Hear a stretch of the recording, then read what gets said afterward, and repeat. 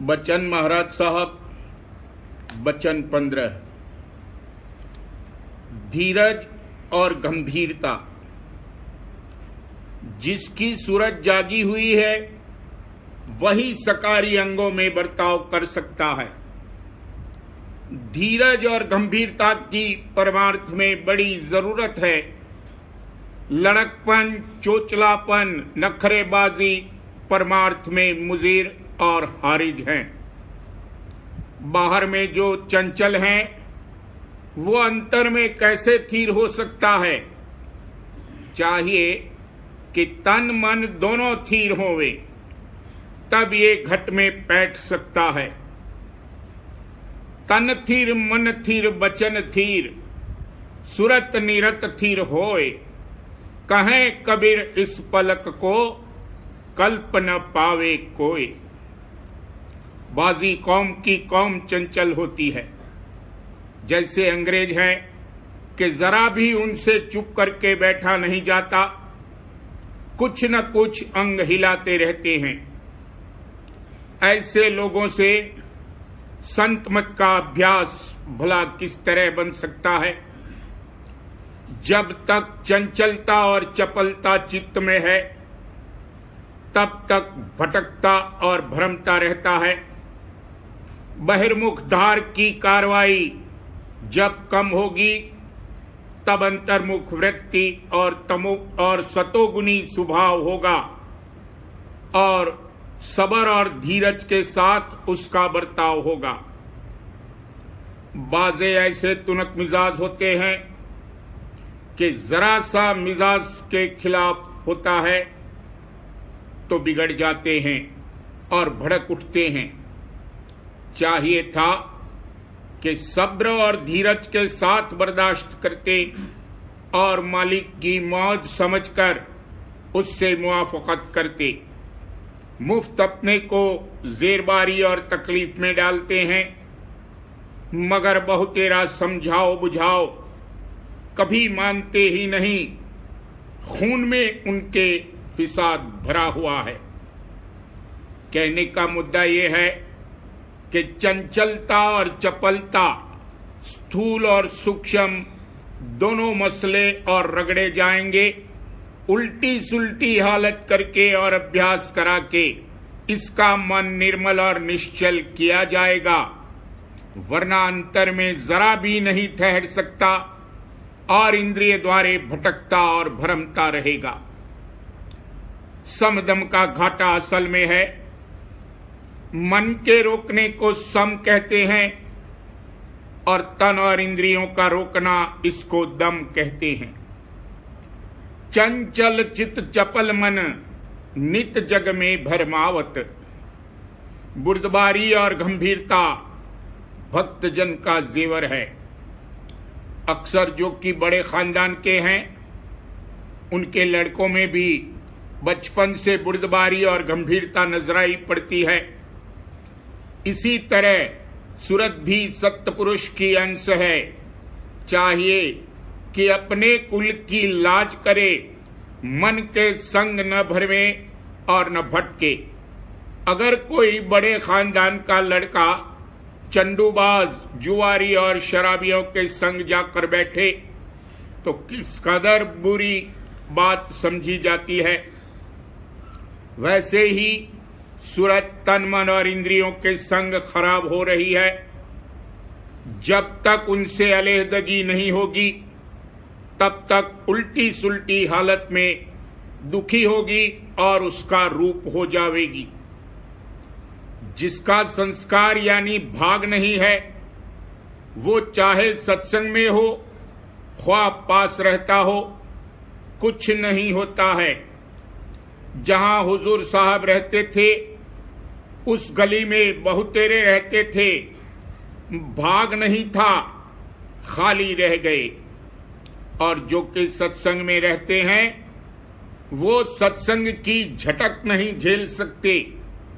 तुलसी साहब ने कहा है, सत्संग करना मन तोड़, शरण संतन की, अंतर अभिलाषा लगी रहे चरणन की। जबर जेठ की रीत करे कोई किंकर जब होवे, मन के विषम विकार काढ़ के तुलसी सब खोवे। भर्म तज भक्ति भजन करना, मन मूरख को बांध पकड़ कर जीवित ही मरना। निकल घट न्यारी होए फटके, हर दम पिया की पीर, दरस बिन मन मोरा भटके। मगर करिए क्या, जेठ की तपन कोई तपने नहीं देते हैं। जब तोड़ फोड़ की जाती है तब संसारी सहारा और मदद का आसरा और ओट लेते हैं और भागने को तैयार हो जाते हैं। उल्टी सुलटी हालत में उलझन का आना और मुखालिफत करना परमार्थ के खिलाफ है। इससे जाहिर होता है कि अभी विरोध के घाट पर बैठा हुआ है। जिस कदर बन पड़े उलझन के एवज सुलझन करनी चाहिए। अपने उलझे उलझिया दिखे सब संसार, अपने सुलझे सुलझिया ये गुरु ज्ञान विचार। बंधन भारी है इसलिए उल्टी हालत में घबराता है। जो कहीं बर्दाश्त करने की आदत डाले, धीरज और गंभीरता के साथ झेले और समझौती ले लेवे कि इसमें फायदा है, तो बंधन ढीले होंगे, आपा दूर होता जाएगा और जिस जानिब से कि उल्टी हालत पैदा होती है या जो इसके ऐब जाहिर करता है उसका शुक्रगुजार होगा और उसको अपना हितकारी जानेगा। मेरी प्यारी सहेली हो, दया कर कसर जता दोरी।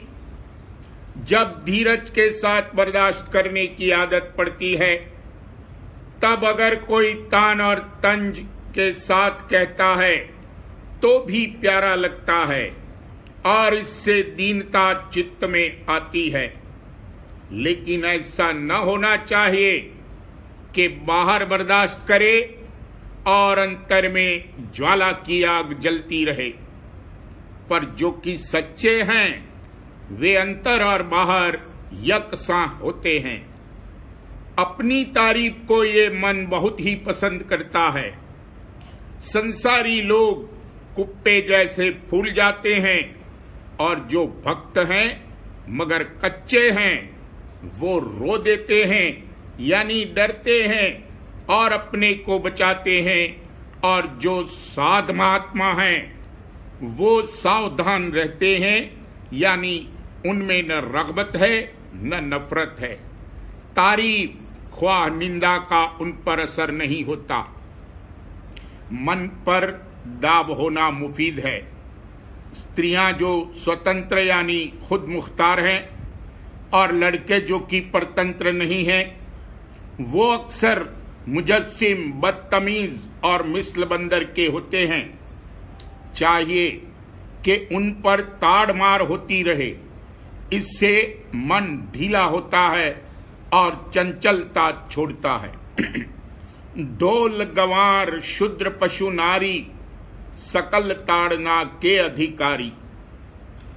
जैसे नाना प्रकार के लोग होते हैं ऐसे भांति भांति के मन हैं, यानी सबका मन अलहदा है और वक्तन फवक्तन पृथक पृथक सूरतें नजराई पड़ती हैं। मसलन किसी में काम, किसी में क्रोध वगैरह अंग जबर होता है और मौके पर नबूदार होता है। क्रोधी के चेहरे और दिमाग पर खून का गलबा होता है, इसलिए चेहरा लाल नजराई पड़ता है। और जिसमें सतोगुनी अंग मौजूद है उसके चेहरे पर मालिक का नूर झलकता है। कहने का मुद्दा यह है कि जिसकी सूरत जागी हुई है उसकी बोली कोमल, हृदय शीतल, दयावान, धीरजवान और गहिर गंभीर होता है। किसी से बैर विरोध नहीं रखता क्योंकि उसकी निगाह और रुख सूरत पर है, मन माया यानी खोल पर नहीं है। कुमत उसकी दूर होती है और सुमत जागती है, और पहले जैसे संसारी अंगों में वृत्ति उठती थी यानी चाह होती थी, वैसे अब सूरत रूपी अंगों में बर्ताव करने की हृदय में चाह उठती है।